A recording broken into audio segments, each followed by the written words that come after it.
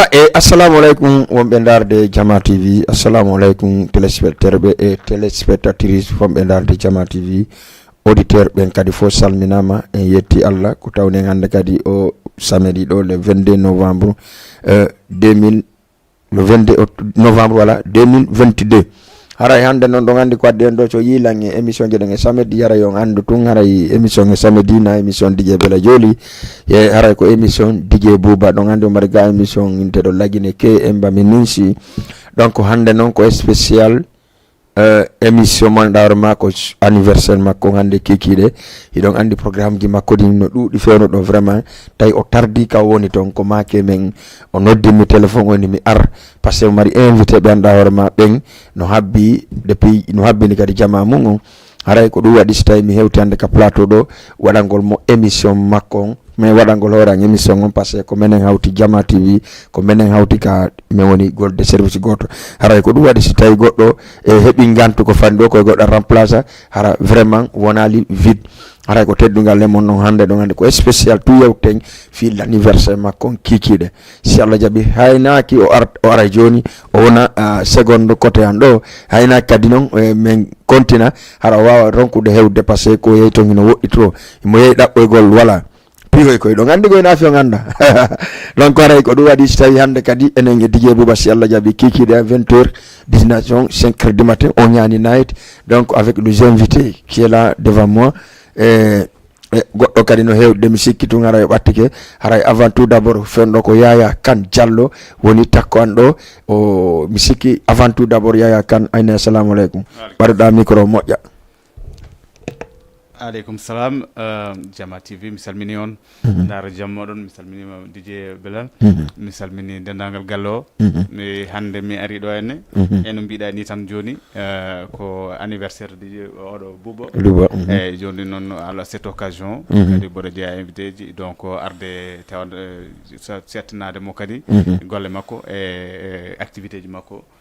kadi e ñalngu hande o d'accord simi faami Yaya Kane ko hombo wiyete Yaya Kane? Yaya Kane ko gorko pullo jeeyaɗo Fouta Toro to jeeyami ko région hande Matam département Kanel wuro to wiyete Ndendori ko toon pinmi toon jibinami en 1981 joni noon hande o mboɗo yaare duuɓi capanɗe nayyi en manki seeɗa tan timmude kono mi tiɓe presque koye hitande mum gonmi eyyi joni noon Yaya Diallo ko ɗon fini ɗon mawni après bon janggi école ari ha bac bon année 2002 pardon nden dañmi obtention bagam après jami France jokkitoyde toon jangdam eyyi 2002 toon jangmi toon enseignement supérieur o fof toon mbami ɗum mbami ko des études de droit d'accord eyyi gonmi université de Nanterre ha kemmi bac plus 5 am kadi jami waɗoyde doctorat am to université Paris Sorbonne d'accord Panthéon j'ai fait mon doctorat en droit et ko to Sorbonne ɗo mbami ɗum soutenir en l'année 2016 d'accord et ça fait joni c'est presque 6 ans guila nden noon ko après mi arti ɗo henne yidde jangguinde ɗo université ji ɗi kadi uddidde ɗo cabinet pour ɗum ɗo conseil juridique conseil consultation accompagnement des entreprises suivi juridique e constitution des entreprises d'accord eyyi ko ɗon koye oɗon cadre noon sa yiiɗi mi hano ɗo tan walla mi jokkita ɗon kadi gandudirmi DJ Boubs ɗon gandudirmi Ibrahima Diallo ko kanko woni ɗum ɗo am to tailleur am ko couturier am d'accord voilà hande ni aussi ko kanko waɗimi habillé d'accord voilà donc mi joɗɗin ɗo tan kadi mi sabbo namdol gongol kadi mi jokkita d'accord ceɗa di Yaya Kane Diallo étude o fuɗɗo janggi manam o fuɗɗi jangude Sénégal ɗo o gaynto e France o waɗi kadi doctorat makko on université Sorbonne donc o arti kadi o crée entreprise mo gandanɗa hoore ma ko entreprise on simi faami ko conseil consultation service juridique voilà donc ko ɗon acci ko honno waɗi ha kadi andedirɗa e DJ Bouba taw ma ara soutenama en tant que a cadre jo fotayɗo ni et puis sénégalais jo kadi pas guinéen parce que ko a pullo kono ko pullo sénégalais donc pourquoi ko honto andiɗa DJ Ba ƴeɗɗa confiance argolande jooɗo ka télévision suutanamo fiiɗe golle makko ɗe woni wadde eyyi aɗa andi ko neɗɗo kadi ko golle mum e balle mum tan addanta ɗum heptinede kadi jaggede no fotiri vraiment mi ko mbiɗa ko gonga mi ari mi tawimo to Wokam ɗo gila jomiraɗo artirimi ɗo e leydi Sénégal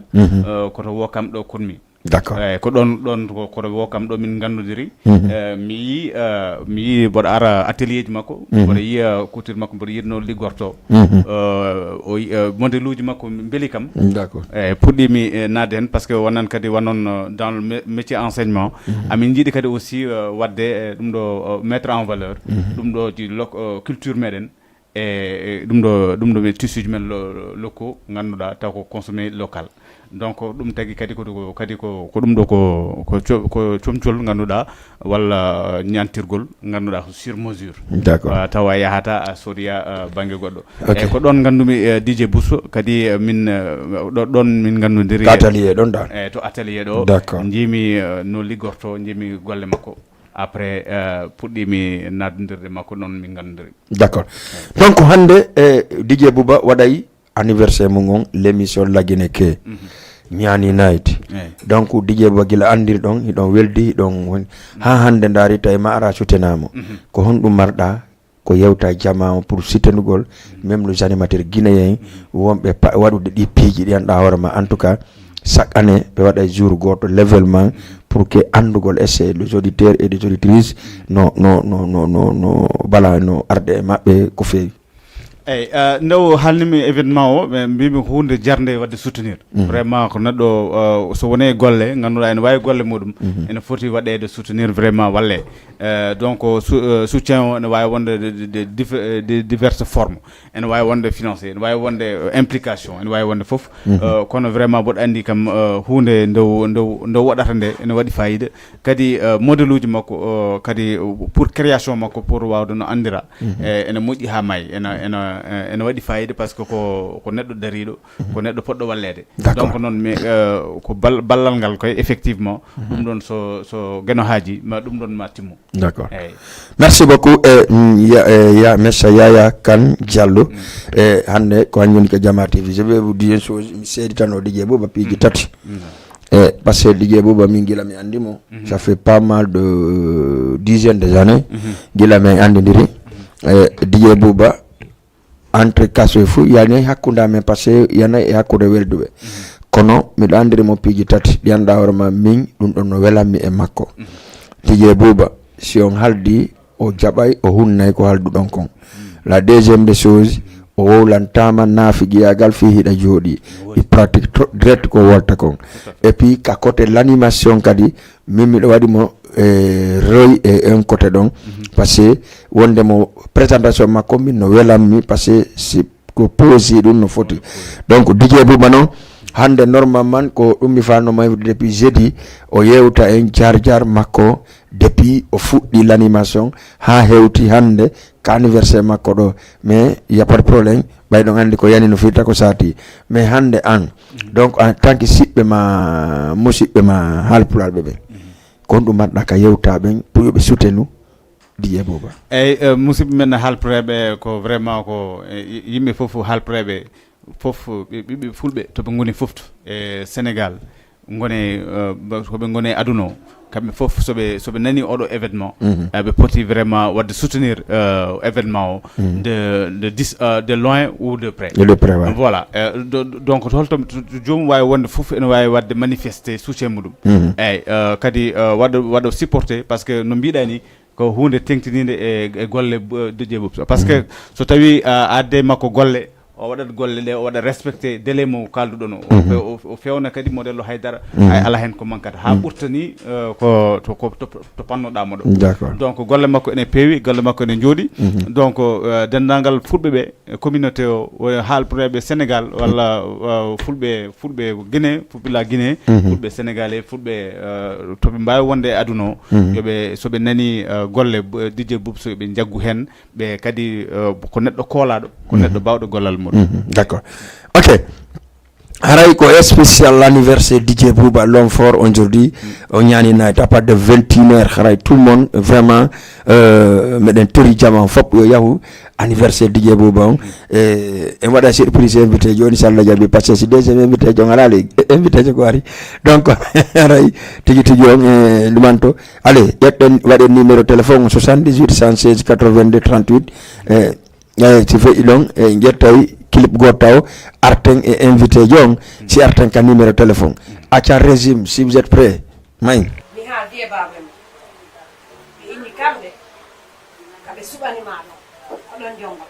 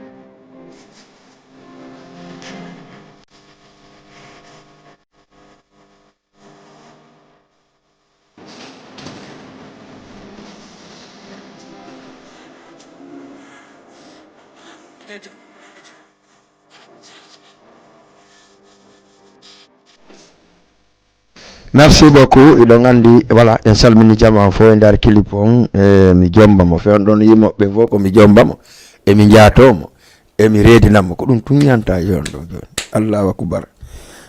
hay goto ala yimude waajo men joni akasa voilà aray ɗon andi toujours ko ka émission en mbaminisi wonɗen hande noon ko en mbay weltige hande en mbaɗen welti parce que l'anniversaire de Djebasi aujourd'hui bon o ñani nayeti donc ni hay goto ninsata men alaka men ninsata ka misa yaya hay fu se ninsa hay dara ninsa aja mi sekki non deuxième invité on ari mo inni Ramatoulaye avant tout d'abord Ramatoulaye donc andara cameraman fi no ngari ki yaltira moƴƴa parce que sina ɗum andi bon jama andata ko bona yewtede haray Ramatoulaye assalamu aleykum. Waaleykum salam.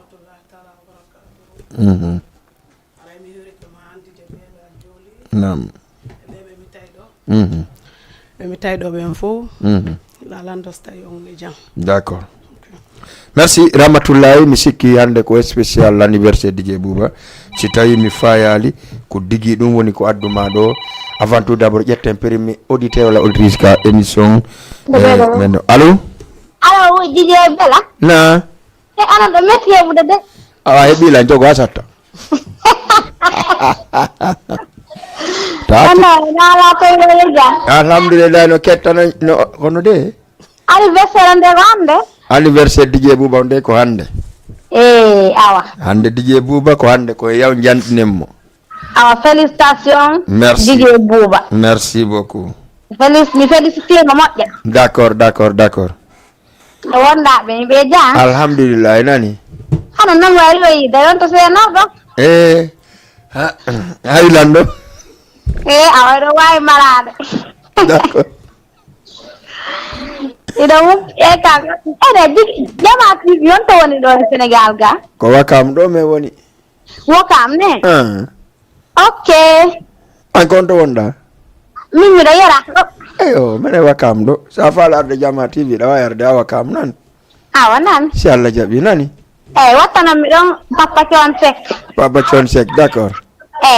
mayna nani ɗum ɗo so Allah jaɓi wattante nani welanmi to lan hettimo noon joni mi daras mi yaltay woni awa d'accord nani sa yalti waɗa ɗo yandi ala hero ɗo wondu ɓen ɓe wondu ɗon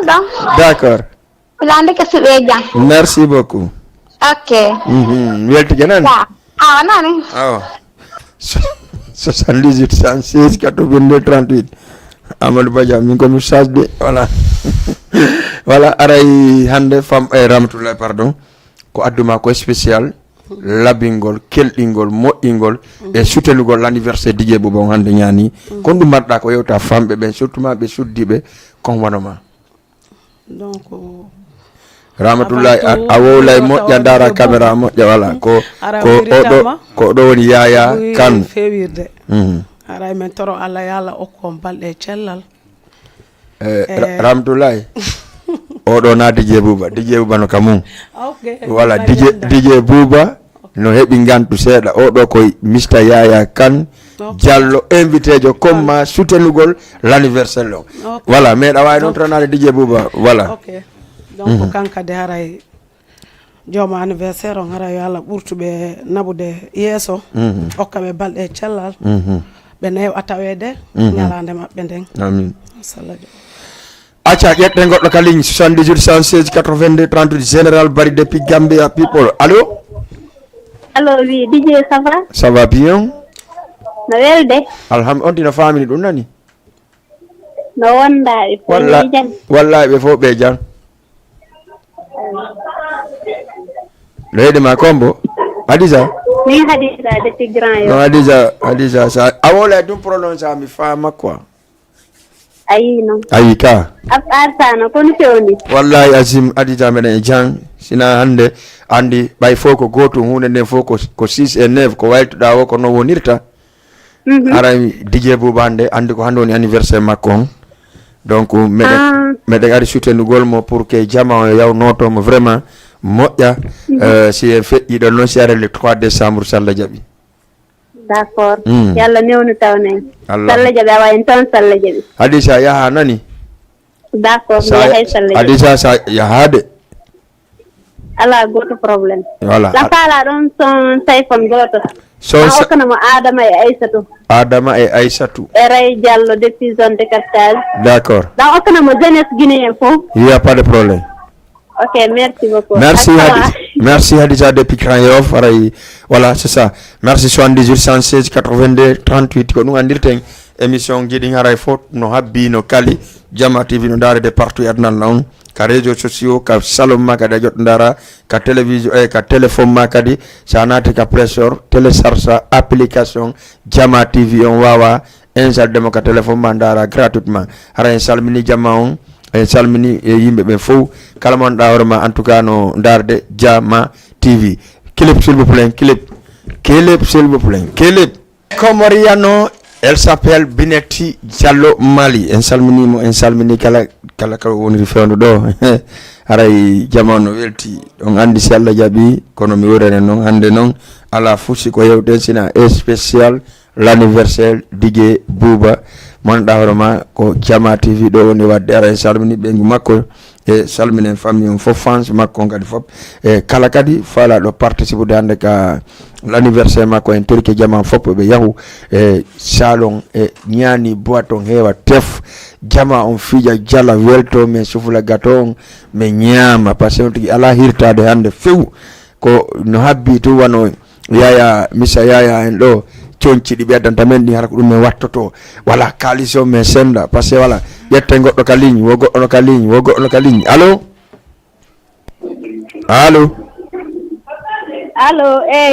nala ton jam tan lay jan kombo Aminatu tanodda mi honto Aminatu welde tanodda mi honto nodda Dakar Aminatu ndeysaan lay jan jam tan dara simi loti kina simi continue ko rebe burata mi yidude me sawno weli buy merci beaucoup ko son banni may mi fala bandi mike bandi may oda halanam ko bammami de an accu kilipoji din fo labbuda bandi awa melante monani awa bismi ndo wiide non bandi on accitay jarama ok merci beaucoup Aminatou depuis Dakar woko bande Mike o fala monsieur Yaya hande ko nous prépare donc au anniversaire DJ Bouba parce que on prépare mi dandi ko heewi ko ndu hande prépare donc anniversaire préparation comme bodandi DJ Bella ko grande surprise on watta révélé quoi vraiment kono kam ko c'est une très grande surprise kalmo yide ko foti wadede ton ko yo ar rendez-vous hande ñani hande jammo welat kadi kala ko foti wadede ko ton watte d'accord ton watte dévoilé ok mi sikki tun hande vraiment mi weltike déjà ko participe da kon e si fadi piji kono mi wori nane no mi répéta kadi en tant que halpulal tawta kadi ko sénégalais tawta da encourager e wallugol communauté guinéen surtout manu DJ Bouba kon dum ambition on dum hebuda dum don vraiment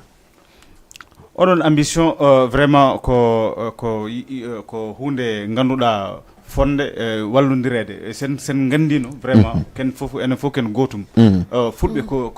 to ngoni fofu aduna ko be podi jokkundirde be gono neddo goto fulbe Sénégal e fulbe Guinée surtout son gondi eden liggondira communauté Guinée importante nan do en e Sénégal eden mbawi yitondirde e gede men kewde e pine meden e couture meden e kala fina tawa meden eden mbawi jokkondirde liggodden hen gonen neddo goto ballondiren no fewi donc min communauté guinéenne vraiment min bodo welti e gede mabbe bodo welti kadi enobe koddiri do e Sénégal enobe gonir do e Sénégal goto fof ene jaggi gollum ene dari e golle mudum kadi ene woni neddo jammi ko wayno DJ Moussa yette goddo ka ligne allo ok d'accord continue Yaya donc ko yidde wiide tan gote mon kala meccal ngal wadi kala to woni e golle e dawrugol mudum ene dari hen wadi hen fayida ene teddi donc ko dum do ko exemple fulbe fof en poti darrade hono non fulbe Guinée naruri vraiment surtout do e Sénégal en tout cas darnde DJ Boub Sen en hen goten kala to tawa bo min dans le milieu universitaire aussi bo andi il y a des Guinéens également ganduda en jangina wala en janga e université je ko yimbe ganduda yimbe daribe gandube andube haajuju mumen e toppitibe golle mumen et donc vraiment communauté o c'est à soutenir, c'est à supporter. Ko soutien plutôt, ko supporter en fait. Njimi vidi. Jomumen mbade comment dirais-je uditine damude des fous. Ok. Yette goddo ka ligne. Allô? Allô oui. Merci beaucoup. Donc yidde wiide tan donc non odon communauté guinéenne gondo do en fof dal en poti jaggundirde dal kadi ballondiren surtout dans les corps de métier ko wayno les professionnels ganduda professionnel ko mi haalani do tan ko mais toute la diaspora ganduda dans toute la diaspora peul et eden poti jaggundirde ballondiren batten liggundirde batten gollodirde batten holodirde kadi gonnen neɗɗo goto ɗon ko hunde wande fayida d'accord voilà Ramtoulaye mi sikki hannde yi oɗo par exemple ko sutenugol DJ Bouba addimo DJ Ba ko guinéen oɗo ko sénégalais mais ko haalpulal mais kanko o waɗali différentes races o andi en fopp ko en gotum est ce que kon wankani marɗa ko yewta e o côté e o grand men wonɗo ɗo parce que c'est un cadre qui est là jooɗiɗo ɗo manɗa hoorema en tout cas ko cadre jo manɗa hoorema hande namo kala wawi mo invité télé wara o jooɗo o wola fi adi piiji ko duwanoɗo Macky Sall ko duwanoɗo mo noddude wiyamo ar gollaɗo par ce que c'est un cadre kon ɗum hande marɗa ko wiyama ɗo en tant que o sénégalais jo mo wakkili pour soutenugol enen guinéenɓe ɓen donc komi innata en tant que enen guinéen fof sen daari ɗum ɗo en duwa wakkilage sen daari ɗum ɗo en duwa jogodirage anden en fof koye nene goto baba goto par ce que hande an ide mo marɗa on no wodi menen fulɓe ɓen ɓe ala on ide a faami hakkilki Allah jonnumaki woɓɓe amen alaki donc komi haalta rek en fof koye nene goto koye baba goto ko sen eƴidiri rek si goɗɗo sora hakkude men mais sen jogodiri goto wata heƴude hakkude men kala heɓuɗo probléme wona probléme oya kala heɓuɗo nawnare wona nawnare oya donc ko ɗum ɗon min ko mari komi yewta d'accord voilà merci Ramtoulaye en tout cas bien dit en weltani ke kankan merci Yaya Kane Diallo mi anda non pourquoi Kane Diallo mais après on revient sur ça mais en tout cas mi yewɗo hunde woto enen guinéenɓe ɓen ɓeyden waɗgo solidarité hande oɗo hande mais je suis fier miɗo welti d' abord ka ɓernde an ko tawiti ko kanko sénégalais joni darade pour yo jama on ar wallito DJ Ba anniversaire makko ƴetten goɗɗo ka ligne avant tout d' abord allo ok donc hara miɗo weltani Allah weltani o monsieur Yaya Kane Diallo donc miɗo remercie mo kadi encourage mo innamo taw yiltito par ce que ɗo hande o télévision ɗo c'est pas pour nous pen na menen waɗɓe télévision ɓe hande na menen jeeyi télévision o télévision ko pour jama on donc c'est pour cela que on dit Jama TV c'est pour tout le monde donc haray jama o no wawi wadde comme no monsieur Yaya waɗiri ɗo ni hande par exemple hande ko anniversaire DJ Bouba le 3 décembre ko anniversaire la min DJ Bella l'émission Daaru Yiɗa donc hande simi yi wano sifa mon no encadre yimɓe ɓen no wallito jama on est ce que mi heɓata min kadi mi osata yahugol e vers mon mais c'est pour cela que hande kala min avant tout d'abord mi ara mon mi ara communauté guinéen par ce que ɗum tampini men monsieur Yaya menen min jaɓata wallidirde par ce que a yiye ɗo marɗo haalis o inna simi ƴetti 100 000 francs mi okki Bella no mi perdini hoore am mais alors que c'est pas ça parce que ko Allah okkuma si a okki goɗɗo go ay tisaɗaka ɗum ɗon janngo tawata ɗum yeeso ton no wawi si a ñaami ñiiri ko antu ñaaminde siko antu ñaami ñiiri ndin a ñaaminde joni naɓaka douche lanni mais si a noddi goɗɗo o ñaami ko ɗum ɗon woni sadaka ma on e ko ñaamu ɗon kon c'est pour cela que ɓeyi hay jawdi maɗa duwaɗa ittande askal voilà sina ɗum haray c'est un peu gauche onon guinéɓe mon wolde waɗe comme monsieur Yaya Diallo Kane Diallo waɗe c'est à dire ko ɗum hila welɗen ɗo yimɓe ɗiɗo e émission jandin ɗo wano Grand Alpha Brèche Doré depuis voilà traiteur jo gâteau anniversaire ji ɗin ka wonɗo to e monsieur Jarruga Sangaria ɓe miɗo weltani ɓe par ce que l' émission ji ɗin fop ɓe souteni lan ɓe souteni partout kadi e promotion l' anniversaire lan o mais hande ko ɗum minni ɓe tout le monde on ñaani c'est pas moi seul que vous allez soutenir vous soutenez tout le monde parce que ɗo ka télévision ɗo menen fof ko gotum vous soutenez DJ Bouba vous soutenez DJ Bella et encore d'autres parce que c'est nous dans nous donc monsieur Yaya haray kon ɗum marɗon ko ɓurto yewde jama on pour hande préparation ji ɗi eyi ko haalama tan ko kalɗa ɗo to jokkitɗa ɗo tan ko ɗon ƴettatenmi ko kalɗa ko noon foti wallirede kala marɗo événement yimɓe darano ɗum hen jiiya ɗum hen no feewi ko wayno couturier poɗɗo mawɗo poɗɗo no DJ Boubso ene foti daranede no feewi et puis Ibrahima oɗo Ibrahima Diallo joni noon DJ ko wayno kadi DJ Bella ene wonde waɗoɓe ɗum ɗo TV Jama TV ɓe effectivement ɗonne kadi ko hunde ko ñeñal moƴƴal bawgal hollude golle meɗen darɗe meɗen andude gandodiran kadi ko hunde wande fayde donc intermédiaire jama TV o ko ɗum ɗon woni gollal muɗum kadi effectivement hande to ñaani to yiɗa ko yimɓe fof yo kawru toon vraiment yo yimɓe kawru toon yo yimɓe ngar ene belti kadi gona hen jammo ha wela pewna ha feewa kadi jiiya kadi création DJ Boubs mo ganduɗa DJ Bouba DJ Ibou pardon DJ Ibrahima donc alors Ibrahima Diallo walla Boubs ko andi ko Boubacar ko DJ Bouba e Ibrahima voilà donc hande ko anniversaire DJ Boubs wona kono to Ibrahima aussi woni sponsorisé voilà woni pour voilà c'est ça donc ko ɗum ɗon noon donc il faudrait ko yimɓe daro pewna jammo hande feewa kadi kala ko neɗɗo jaguno yo oppu hen hande ha jammo ɓenna kala ko wawno wadde hen waɗe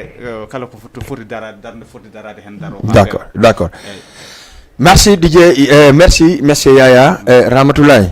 hande vraiment ko an woni premier monsieur ki ko an ari soutenugol DJ Bouba malgré hay se anda DJ Bouba mais anani inde DJ Bouba a andi anniversaire makko ko hande ko hon ɗum marɗa yewde rewɓe tosoɓe comme wano ma ɓe anɗa ma hande ɓe yoɓe soutenu DJ Bouba o anniversaire makko donc komi haalanta guinéɓe ɓen fof surtout ma men rewɓen haray ko min an min jogodira min wallitomo hande ko ñalande makko goɗɗo le ala sina ñalande mum si ñalande feƴƴi fo mum min ɓurta wallidirde min jogodira hara noon ɓe accali goto wona soso wona maninka wona belse wona toma hay sénégalais ɓen ɓe acca personne daren sen ƴette goɗɗo kaligne allo ok joni haray ko ɗum haray minen min faala ɓurten jogodirgol wonen nene goto baba goto par ce que DJ ɓen hande si ɓe heeɓi haaju ko haaju amen on faami nawnare maɓɓe ko nawnare amen min fof ko min gotum no gasa ko ɗo min seedi mais si innama lagine min fof ko nokku gotu min nortoto on faami donc enen guineɓe ɓen son hippiji bus no ɓurti en neɓinde ɓurti en jogage ko angal jikku par ce que ko ɓernde woni banni adama ɓernde ma nden si laaɓi fof ma laaɓay donc yomin jogodir mi wona nene goto baba goto wona indugol kaarijo teddinalla mi yata par ce que neɗɗo timma personne timma on faami donc yomin jogodir mi wona nene goto baba goto haray hande jemman ko jemma min fof min ngabbi fof d'accord DJ Bouba l'homme fort l'homme jooma lagine ke mi sikki régimojino donc en waɗa clip goto si arten voilà donc ɗon andi toujours émission on ko émission hande DJ Bouba spécial DJ Bouba anniversaire makko hande le 3 décembre l'an 2022 et le 3 non pardon excusez hein, le 22 octobre pardon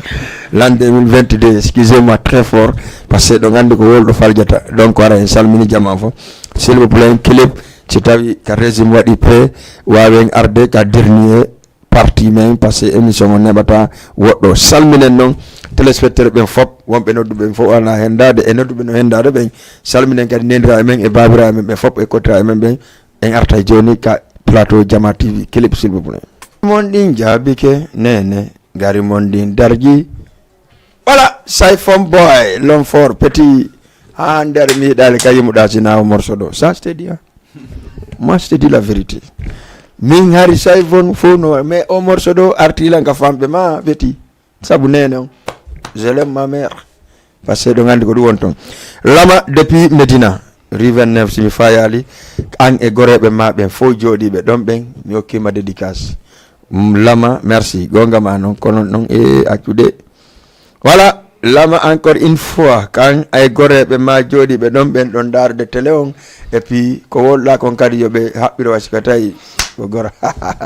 merci beaucoup ara salmini jama fo salminen Oumar Sodo depuis cité Mista Mounas depuis Parcelles salminama e Aïssa depuis Rue 5 e kanko Fatima ka depuis Rue 5 e Kajjatu depuis Rue 5 rewɓe fo ɗon andi jangoɗe marreni wa 14h30 école Médine direction o ñani night demain à part de 14h30 voilà parce que ko se gayno kay no wodi ko yayten voilà ko ɗum won ton mais mi ƴetta auditeur ka ligne Amadou Badian ari ka plateau pour un spécial l'anniversaire DJ Bouba allo oui on jarama hiɗon e jang wantuno walla den hande me ɓaali gorko nodduɗo lan ko rewɓe ɓen tun hiɗon e jang allo oui on jarama mbiɗo jentima moƴƴam hiwritike billahi iɗenge jam moƴƴa noon no golle ɗen no muña konto wonɗa men nodduɗa inne honno Grand Yoff eyyi ɗamake honno Aissatou Diallo Aissatou ndeysan ɗay jam kajjatu awa nenam maramba lan tori ɗon sayfon keson feƴƴi joni ɗaɓɓu goɗɗo kadi ko yimmi Sénégal ɗon kankoye jolkujo on d'accord ɗon kadi eyyi andi noon onon ɗon ɓuuri andalan ɗi sayfon ji kesi ene mi anda sayfon min sayfon ko morso makko goto tu weltanmi o nene ɗo tum nene duwaji mon ɗin jaabike merci nani jaajef way voilà 78 116 82 38 long fort hande ko DJ Bouba na DJ Belande ko DJ Bouba l'homme de Laguine ke Emba Minisi Amadou Badian assalamu alaikum. Maaleykum salam DJ Bella Joli assalamu alaikum la communauté guinéenne on jarama on salminama comme no wirɗa no hande ko spécial notre frère notre ami DJ Bella Joli jooma émission Laguine ke DJ Bella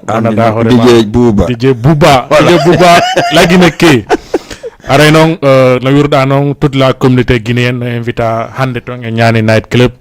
à partir de 20h 21h donc ha bimbi waɗe rendre hommage notre ami notre frère parce que depuis des années imo darani culture on il s'est battu pour la culture donc hande noon o watano argolo émission parce que golleji ɗin no ɗuuɗi piiki ɗin kadi no ɗuuɗirimo il fallait que enen weldi e makko ɓe andanɗa hono maɗa yadde makko bimbe kikiɗe waɗemo représenté hande waɗemo représenté allo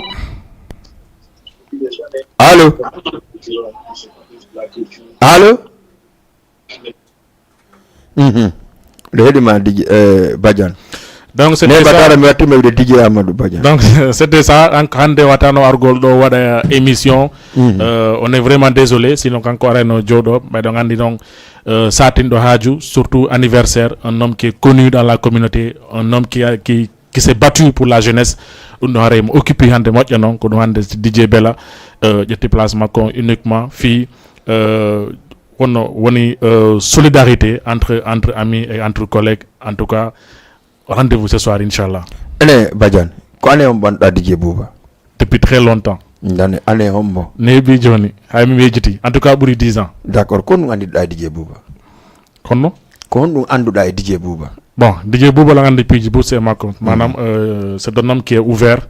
envers tout le monde himo yaajini hoore makko himo udditiya e jama o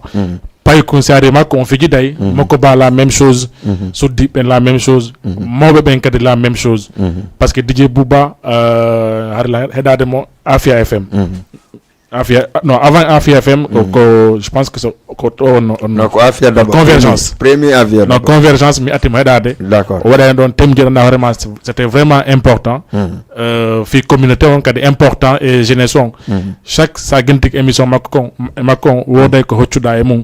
manam telen éducation telen sensibilisation kañuma e telen kadi mobilisation de la communauté ɗum no fo hari vraiment mi waɗayno scotché émission ji makko ɗin tout le temps haɗala guentade ɗi kadi ɓammi kadi mi chance rencontre gole makko e Ngor j'ai découvert vraiment ko wonno e wolde kon hino woni e makko kadi woni teddugal ngal woni kadi udditade e jama kadi fof kala ko arda DJ Bouba on yewtay fijo jalon kala ko ɗannidama kadi woma jabade hoore kay teddungal o jippina hoore makko fijidama par exemple hande ko kanko heccilan fouf mais min fijiday min jaliday min échange secret ji ganduɗa hoorema ça ne devait pas être entre nous mais machallah himo udditi envers jama o fof très bien Amadou Badiane sa wolino DJ Bouba je vais mi arta e mum DJ Bouba ko mi woni ko alliance de la sous-région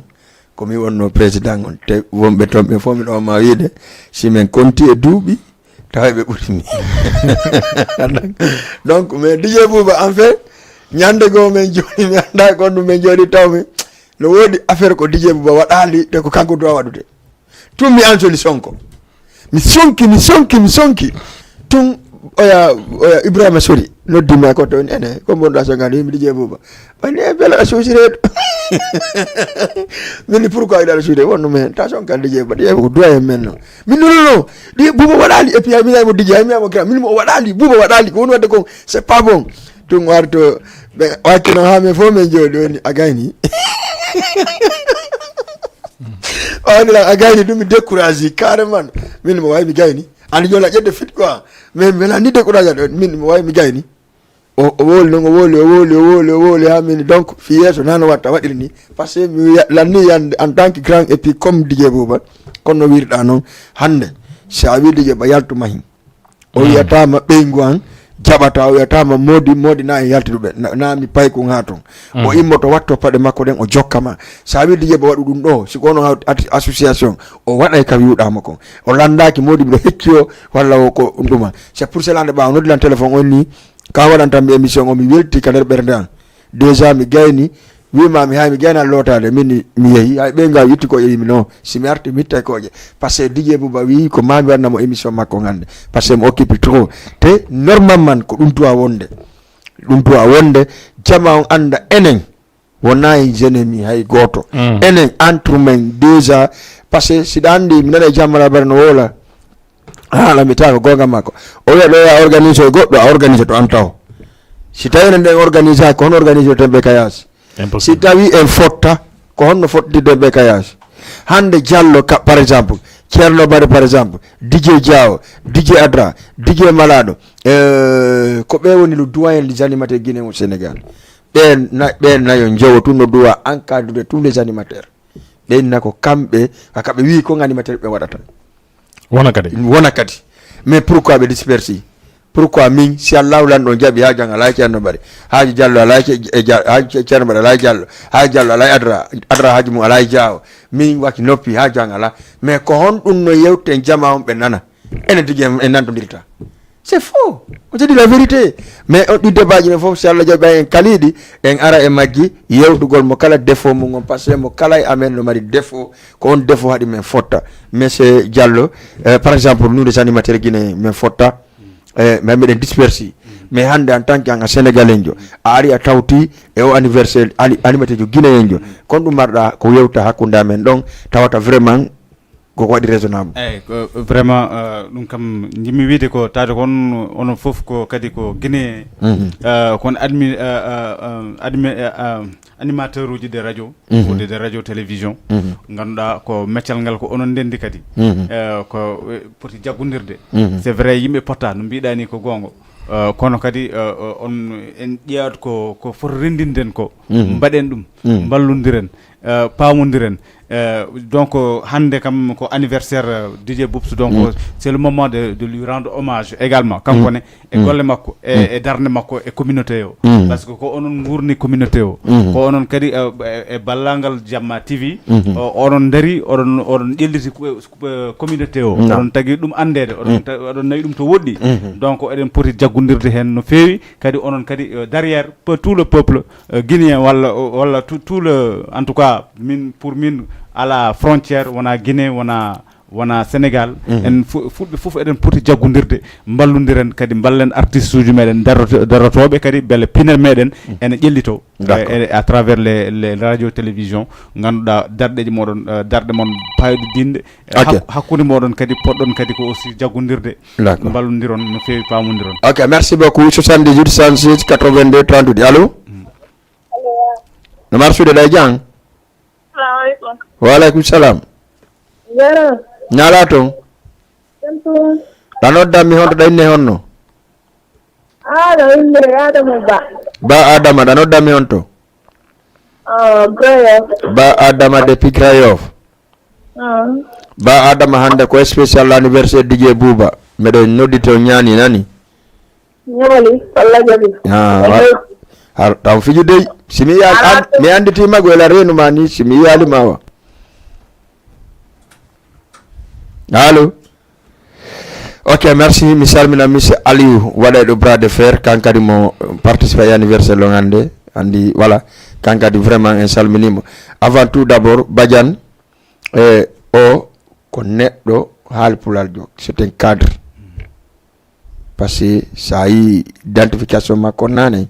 min tigi mi andi la jodde cadre jo goɗɗo ka ligne voilà donc waray ko cadre jo jano mais ay mari soutenugol l'anniversaire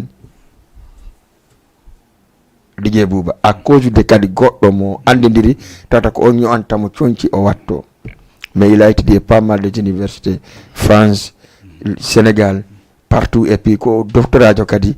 jangodo kadi yaddo servon kadi ari Sénégal do consul kadi entreprise manda warama jama fono so holimo après wara e dum don accu jetta auditeur on galin si jabudan no e allo alaykum salam allo oui adama daway day jang jantuna alhamdulillah ko nu fewndi grayof ko fewndi ga nguleni na non o ventilateur a fami ventilateur no fu debe ferdo ko no wuli nani awai tu ventilateur labba climatiseur awa na si tawi wopi dum fo yaka geci jodoyda awa no ko min ko min imam ko min tinta jama ko watta ko min bonata salla jet d'accord ta bonnu nani min on bonnata awa na adama andi ko anniversaire DJ Bouba hande on kon wiida dum salla jabi d'accord me hewti ala problème nan awa ko mboy mo falla akude don ko son sai Aisha Kindia ke son abo mako ke son Aisha Kindia abo mako ke son morso mako ke son o mo yati ni do ferdo d'accord si mi jonni ma album mako kamo Kajatu Diallo Hawa Diallo Adama Grand Dakar Batuli min kan no misal mini Adama Grand Dakar nan Jeinabu Elas Ba d'accord e famille depuis Timmi Madina be fo salmina ma ha capata ko gila feto Madina fo sambi ale e dow nani bonata mimi lo burma ta ko de ton merci Adama Badiane kon dum nanda ko wata yewde hande odo en tant que sénégalais ardo soutenugol anniversaire DJ Bouba parce que ko sabu Ibrahima Tayer woni ko walli woni wadirde parce que hunde foko ala sabu ala donc Ibrahima Tayer ko couturier makko et tout ça te mi ma kanko ko cadre kon dum nanda ko yewtan d'accord en tout cas on vous remercie infiniment d'avoir avant tout de soutenir notre frère notre ami DJ Bouba nanda vraiment mottindiri men fo parce que hande say bela souci wadugol lundo ma mimi souci wadugol lundo ma pay koy c'est grâce au doyen o kambe DJ Bouba en hollime lawol ngol donc hara yande ko honneur ndiano yigol un responsable comme vous tawede et événement anniversaire DJ Bouba on a vraiment c'est ko pilier ndiano et communauté guinéen kadi mi innon on trompe pas que personne non on trompe pas que la personne physique ko neddo manada horema ko communauté guinéen fo won moy dabbude awa onon fottudo nge makko ma goddo wadi ha fottudo nge makko tambito dommo en tout cas men halfina on kadi DJ Bouba encore une fois de plus men halfina on DJ Bouba nder e yaase makko fo kala événement mo hibi aray ko no e soke jamo kadi ko welo jana bela étranger sax mais manada horema vraiment haysibe tawaka définitivement et les de la Guinée mais mari branche tawado et les de la Guinée woni honno woni kambe ko be haale pulal ko no halte pulal non c'est la famille donc kambe be ari be tawama et on donc odo initiative woni anniversaire DJ Bouba donc vraiment merci pour l'idée et on vous remercie aussi d'avoir pris le temps d'être là de faire l'émission parce que c'était pas obligatoire aussi mais c'est juste pour montrer à DJ Bouba, montrer aussi à Ibrahima, montrer aussi à la communauté guinéenne du Sénégal que c'est possible d'être ensemble, de travailler ensemble, de se donner les mains. C'est ça la Guinée, c'est ça l'Afrique, c'est ça aussi le Sénégal. Quand on dit le pays de la Teranga, ça veut tout dire. Ça veut dire que toutes les communautés peuvent être ensemble, peuvent travailler ensemble, peuvent se réunir dans une même maison, discuter leurs problèmes ensemble et trouver des solutions ensemble. En tout cas, merci infiniment et on vous souhaite aussi la bienvenue qu'à anniversaire DJ Bouba. Acha, yette goddo kaligne avant monsieur Kane vient. Salam alaikum. Allô? Allô? o yeyi d'accord ko tes bari monsieur Kane Amadou Badiane voilà Amadou Badiane a salminama a juuram no fewi kadi jarnama ko enen dendi ko hunde wonde normal no fewi kadi ɓe mbi mo yettani sababu noon yettata Allah wallahi eyyi ɓe mbi lekki ngabbata e lekki ha heeɓa lekki kono neɗɗo ene wawi ngabbude neɗɗo ha heeɓa neɗɗo eyyi min ko sabu donc pulal fof sabu Allah sabu Ibrahima Diallo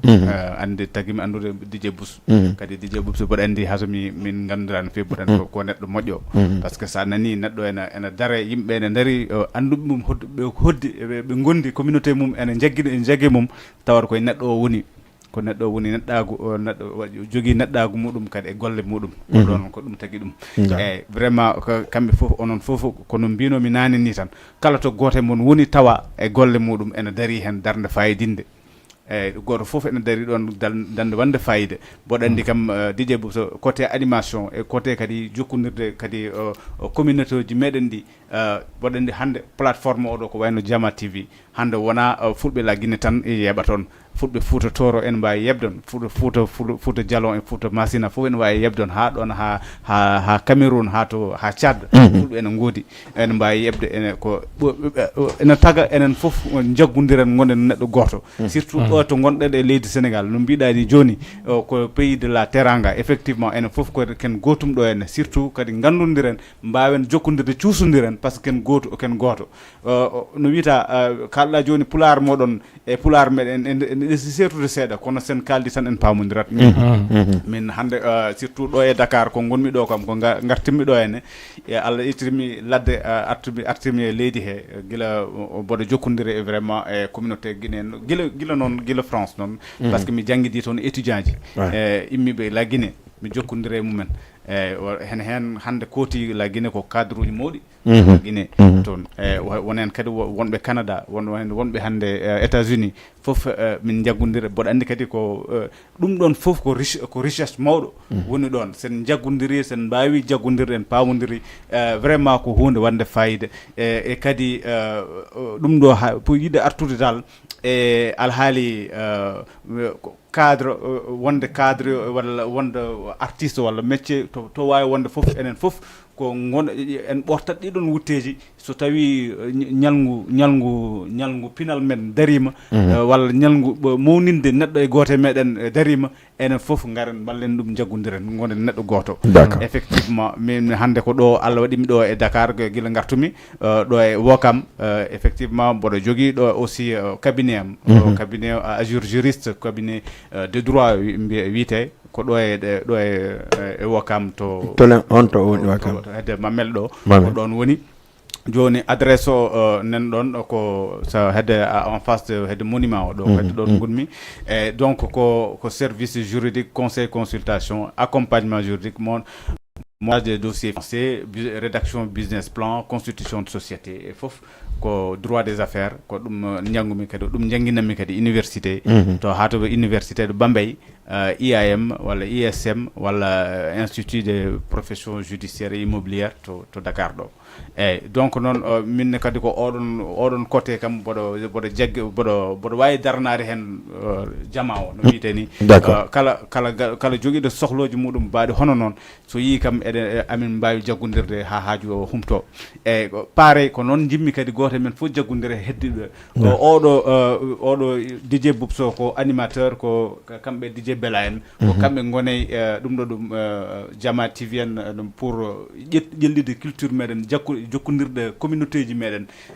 ɗum ɗo public o yaaja jaggodiren ganden ko eɗen jogui gueɗe kewɗe ganduɗa eɗen mbawi ɗum wadde ha feewa mawnen ha mawna kadi